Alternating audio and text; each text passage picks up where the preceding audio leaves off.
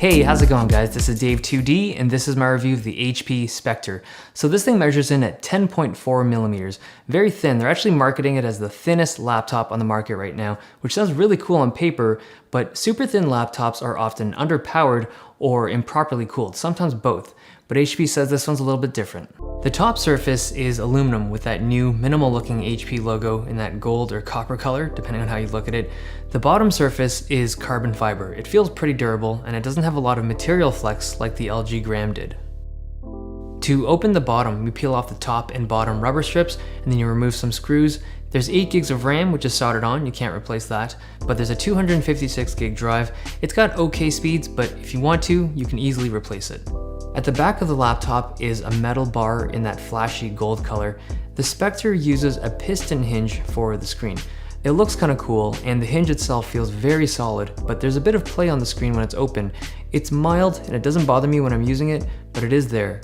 Build quality everywhere else is pretty good. The screen and the chassis have some flex, but it's expected for a device this thin, but nothing feels cheap or flimsy. All the surfaces on this laptop are prone to smudges and fingerprints, especially that gold segment, but fortunately, they give you a sleeve to carry the laptop in.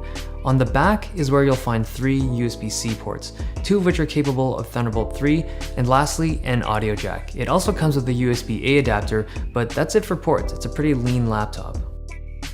Opening it up, we have aluminum on the inside surface. The keyboard is really nice. 1.3 millimeters of travel, good backlighting, and a very nice response when you're typing. It's actually one of the better keyboards I've used in an ultrabook, which is so weird because it's so thin. The glass trackpad is okay. It's a lot smaller than I'd like, but it's still a usable size. Tracking is okay, but there's an issue where my cursor would often skip while I was left clicking. Super annoying, but I really think it's a software thing that they can patch up. The speakers look cool and they are B&O branded, but they sound mediocre. It has very little bass and the max volume is kind of low. If you need your ultrabook to have excellent speakers, this isn't the one for you. The IPS panel is 1080p and has Gorilla Glass covering it, but it's not a touchscreen despite that glossy finish. It's bright at 310 nits, vibrant colors with excellent viewing angles, and the color accuracy is also respectable. They did a great job on the screen, and up top there's a 720p webcam. It looks okay. When I first saw pictures of the Spectre, I remember thinking that this one would run super hot, but it doesn't. It uses something HP calls a hyperbaric cooling system. Fancy name, but the idea is pretty simple. There's a trim around the fan, and when the bottom panel is on, it creates a seal so that all of the air that gets sucked in has to come from the outside of the laptop. So in theory, the air pressure inside the laptop is higher and it forces the hot air out the vent. So does it work? Kind of. Light and moderate use like emails, web browsing, or even streaming videos, those won't stress the CPU very much and the fan won't even turn on. When you're doing some light Photoshop or programming, it's also no problem. There's a little bit of mild fan noise, but there's no heat issues and there's no throttling. But if you're hoping to edit videos or play heavier games on this thing, it can still do it, but it might throttle down with extended use. So light games will hit 50 to 55 frames per second at lowest graphic settings at 1080p. Moderately demanding games like Overwatch or Rainbow Six, you'll notice some throttling during gameplay. With the lowest graphic settings, you'll be at around 40 to 45 frames per second. Not amazing, but if you play for 10 or 15 minutes, it'll drop even lower. I ran some benchmarks to check this out. Temperatures are comfortable, and the fan doesn't get super loud or anything, but the CPU is being throttled. On the i7, it slows down to around 2 GHz. This doesn't happen on the XPS 13 or the Razer Blade Stealth because they're thicker and the fans are bigger. On the Spectre, the throttle isn't super bad. It's not like a crippling reduction in speed. I've seen worse, but it is noticeable. The battery lasts around 5 hours of regular use, which isn't great for an ultrabook, but it's the trade-off for going thin. The 45-watt adapter takes a couple hours to charge the Spectre, and you can use any of the ports to charge it.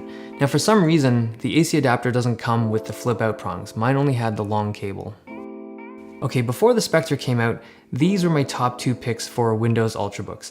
The XPS 13 if you wanted narrow screen bezels and good battery life, and the Razer Blade Stealth if you wanted good value and the immediate ability to connect to the core for gaming.